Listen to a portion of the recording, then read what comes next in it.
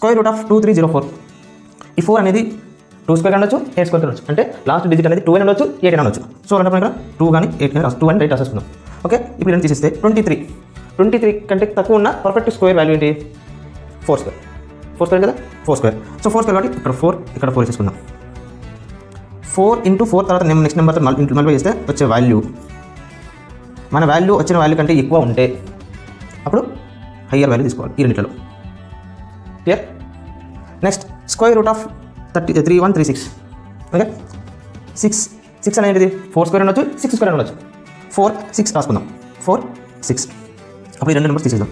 31 తక్కువ ఉన్న perfect square value ఏంటిది? 5 స్క్వేర్. Okay, 5 square. సో కాబట్టి 5 రాసుకుందాం. 5 ఇంటూ నెక్స్ట్ నెంబర్ 30 అవుతుంది. సో మన వాల్యూ 31 అనేది 30 కంటే ఎక్కువ ఉన్నది కాబట్టి ఈ రెండింటిలో ఉన్న ఎక్కువ ఉన్న వాల్యూ ఏంటి? 56. సో ఇది ఆన్సర్.